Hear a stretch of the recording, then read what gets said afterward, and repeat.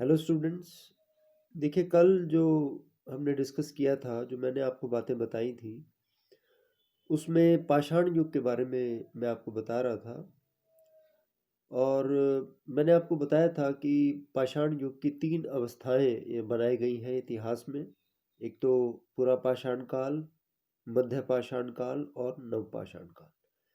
तो हम जो बात कर रहे थे कल, पुरा पाषाण काल के बारे में बात कर रहे थे, यानी इसे प्राचीन पाषाण काल भी कहा जाता है।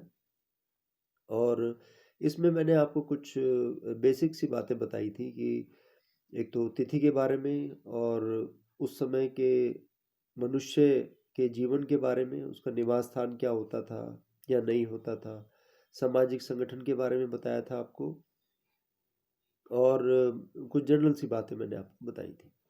वस्त्रों के बारे में बताया था कि वो उस समय नग्न अवस्था में रहता था। अब हम बात करते हैं औजार और हथियार की, जिसके आधार पर जो है पाषाण काल का वर्गीकरण किया गया। ये एक मुख्य जो विशेषता थी।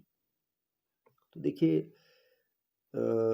मनुष्य ने ये सोचा, आदि मानव ने ये सोचा कि उसका पेट जो है वो जंगली पदार्थों से, यानी जो शाकाहारी भोजन है जिसमें फल है या कुछ और उसको नजर आता था, उससे नहीं भरता। तो उसको जानवरों को मारने की आवश्यकता महसूस हुई होगी।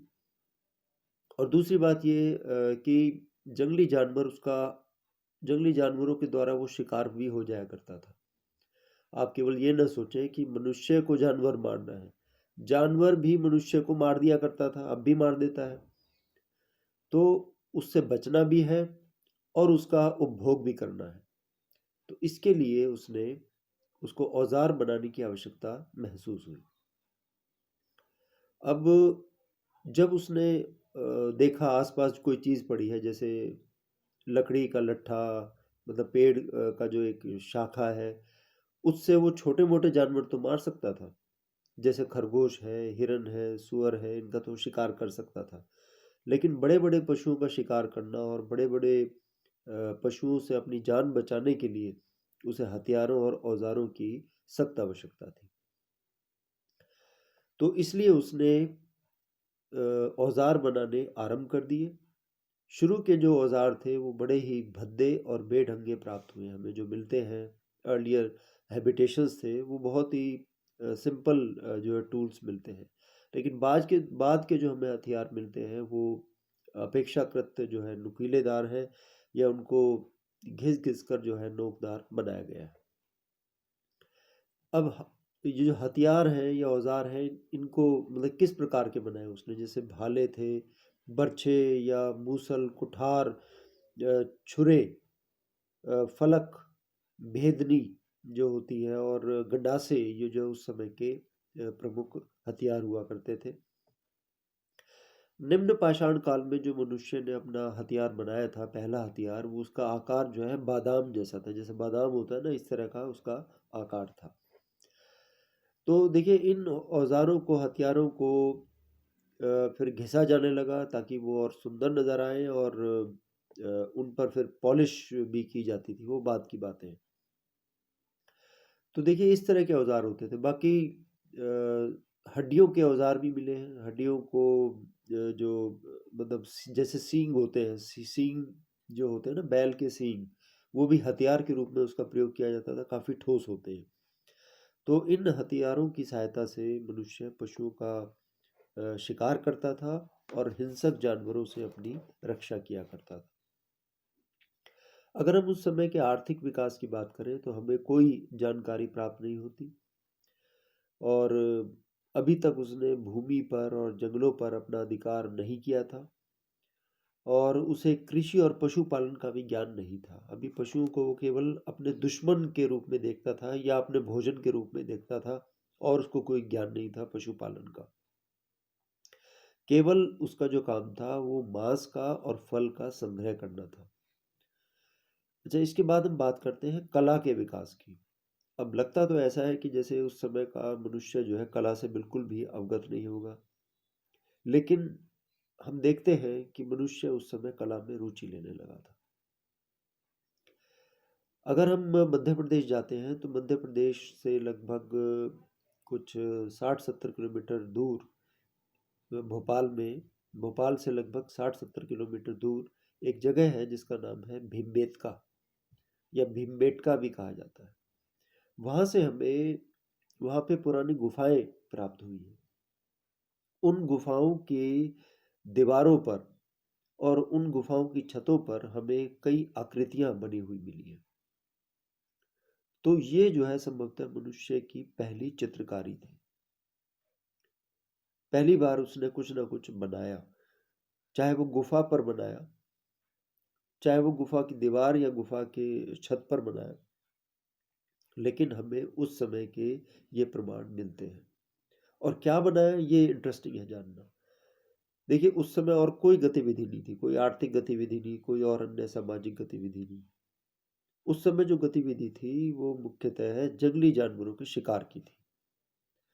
तो हमें जो शैल चित्र मिलते हैं उस पर जो आकृतियां बनी हुई मिलती हैं वो पशुओं की मिलती हैं, और उन्हें पशुओं को मारते हुए जो मनुष्य है उसकी आकृति मिलती है। तो इससे हमें पता लगता है कि उस समय कला का भी विकास हुआ था। दीवारों पर हमें जंगली भैंसे का चित्र मिला है, और ये सब हमें भीमबेटका, ये आप ध्यान रखना, even this question is asked in the civil services examinations कि रॉक शेल्टर्स जो हैं वो हमें शैल आश्रय जो है कहाँ से प्राप्त हुए हैं, जहाँ पर चित्रकारी की है प्रारंभिक मनुष्य ने, तो वो भीमबेटका में। इसके बाद हम बात करते हैं धार्मिक विश्वास की। तो देखिए गुफाओं में जो हमें प्राप्त हुए अस्थिपंजर, उनके साथ साथ विभिन्न प्रकार के पत्थर के औजार और पशुओं की हड्डियां मिली है। इससे क्या मतलब समझ में आता है? इससे ये मतलब समझ में आता है कि धीरे धीरे मनुष्य के अंदर धार्मिक विश्वास उत्पन्न हो रहा था। वो अपने मृत शरीर के साथ, अपने जो मृतक होते थे उनके शरीर के साथ वो वस्तुएं रख देते थे, ताकि वो अगले जीवन में उसका प्रयोग कर सके। अब देखिए प्रारंभिक मनुष्य, अगर उसकी मृत्यु होती थी तो उसके जो साथी होते थे, उसकी टोली के जो साथी होते थे, उन्हें समझ नहीं आता था कि ये उठ क्यों नहीं रहा, ये जीवित क्यों नहीं हो रहा। और उन्हें लगता था एक गहरी नींद सो रहा है, कभी ना कभी ये उठेगा, और जब उठेगा तो फिर उसको इन वस्तुओं की आवश्यकता पड़ेगी। तो इसलिए उसके साथ में जो है हमें मृतकों के साथ जो है वस्तुएं पड़ी मिली है। तो इससे हमें पता लगता है कि धीरे धीरे मनुष्य में धार्मिक विश्वास, आदिकाल के मानव में धार्मिक विश्वास उत्पन्न हो रहा था। उसके सामने समस्या क्या थी? एक तो उसके सामने समस्या थी प्राकृतिक प्रकोपों की, जो नेचुरल जो डिजास्टर्स होते थे, जैसे बाढ़ है, भूकंप है, या बहुत ज़्यादा सर्दी गर्मी। और दूसरी जो समस्या थी वो जंगली जानवर से शिकार होने का भय उसको हमेशा रहता था। तो ऐसी स्थिति में पत्थर के औजार और हथियार ही उसके जो है सुख दुख के साथी थे। इनसे वो अपनी रक्षा भी करता था, और इनको वो सहायक भी बनाता था अपनी उदर पूर्ति के लिए, अपने भोजन की प्राप्ति के लिए। हालांकि उसका जीवन पशुओं के समान ही था, लेकिन धीरे धीरे उसमें चेतना का विकास हो रहा था, और कालांतर में वो कला और धर्म में भी रुचि लेने लगा। तो ये जो मैंने आपको बातें बताई हैं अभी, ये पूरा पाषाण काल की विशेषताएं हैं। बस आपको इतना याद रखना है, एक तो औजारों के बारे में। औजार कैसे थे? भद्दे बेढंगे औजार हुआ करते थे, और इसमें भाले, बर्छे, और जो है कुल्हाड़े जो होते थे, गंडासे, भेदनी जो होती थी, इस प्रकार के जो है औजार बनाए जाते थे। उनको ज़्यादा नुकीला नहीं बनाया जाता था।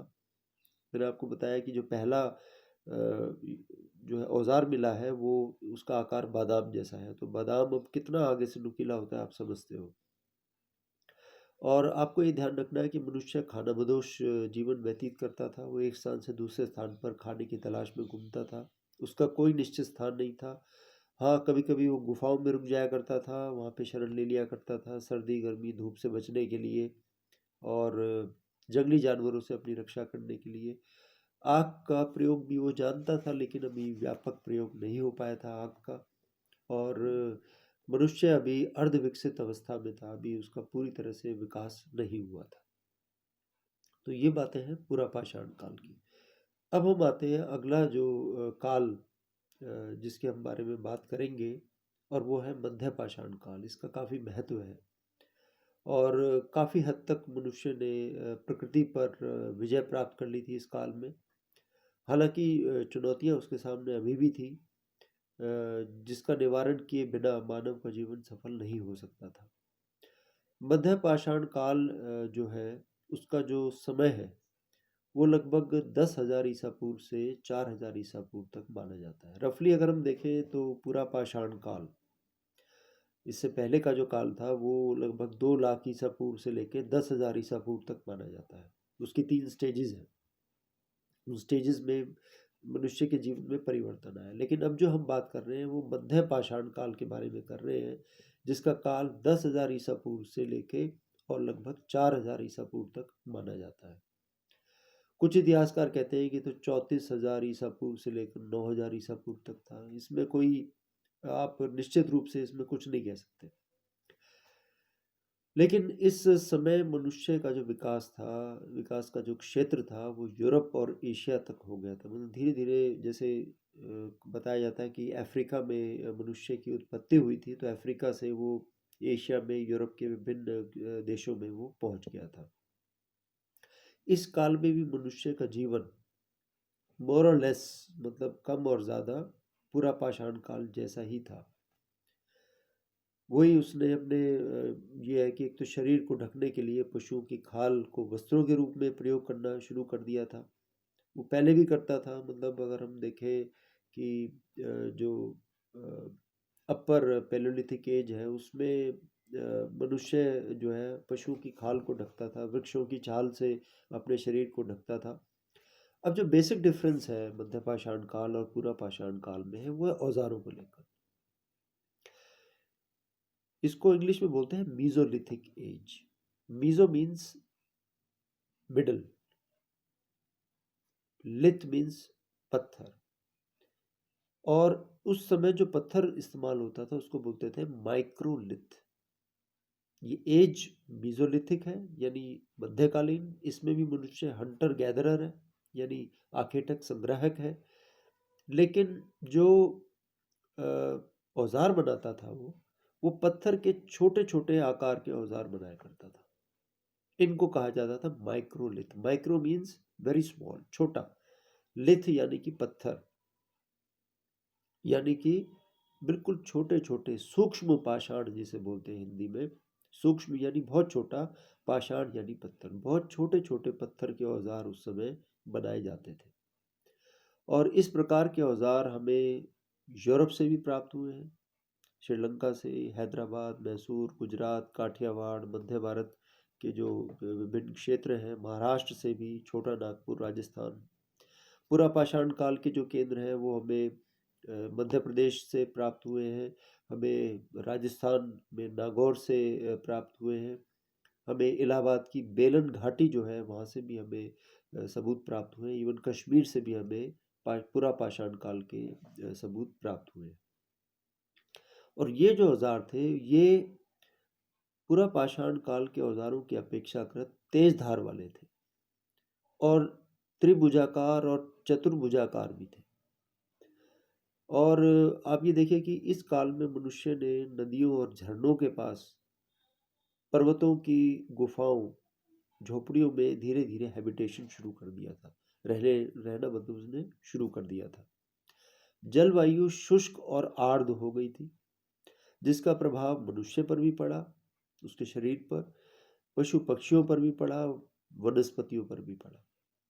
मनुष्य ने अपने को प्रकृति के अनुसार अब ढालना शुरू कर दिया। लगभग 7500 ईसा पूर्व में मनुष्य ने कुत्ते को पालना शुरू कर दिया। अगर हम देखें तो dog was the first animal to be domesticated by man. पहली बार कुत्ते को उसने पालना शुरू किया था। तो देखिए, अगर हम बात करें उपकरणों की, तो उपकरण जो है विभिन्न तकनीकों से बनाए जाते थे। एक तो नाली अलंकरण तकनीक है, इसमें आपको खैर ज़्यादा डिटेल में जाने की ज़रूरत नहीं है कि किस तरह से औज़ार बनाए जाते थे।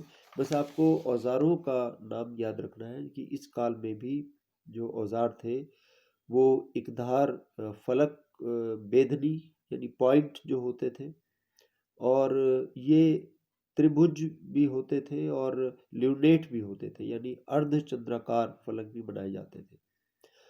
और ये जो औजार बनाए जाते थे पत्थर के, इसमें jasper, flint, agate, chert, quartz, chalcedony नामक पत्थरों का प्रयोग किया जाता था। जो बच्चे ज्योग्राफी पढ़ते हैं उन्हें पता होगा ये पत्थरों के प्रकार हैं, और इनको घिसा घिसा कर चिकना बनाया जाता था।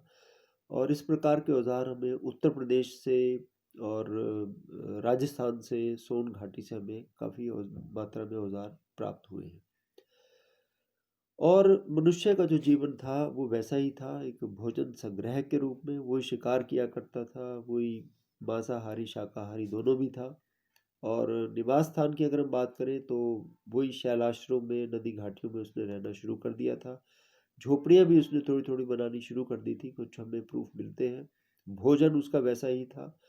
पहनावा की अगर हम बात करें तो अब क्योंकि मनुष्य की बुद्धि ने मतलब बुद्धि का थोड़ा विकास हो गया था, तो उसे अब उसे नग्न रहने में शर्म महसूस होने लगी, और उसने वृक्षों की छाल या पशुओं की खाल से अपने शरीर को, मतलब अब ज़्यादा से ज़्यादा मनुष्य ये अपने शरीर को ढकने लगे थे। पहले इतना बोध नहीं था।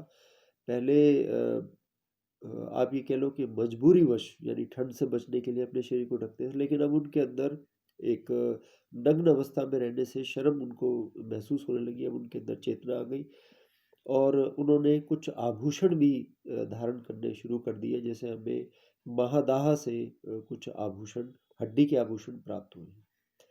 और पशुपालन की अगर हम बात करें तो अभी भी जो है वो पशु नहीं पालते थे, हालांकि उन्होंने कुछ पशुओं को पालना शुरू कर दिया था। जैसे मैंने आपको कुत्ते के बारे में बताया कि उसने पालना शुरू कर दिया था। और हमें बागोर से कुछ पशुओं के अस्थिपंजर मिले हैं।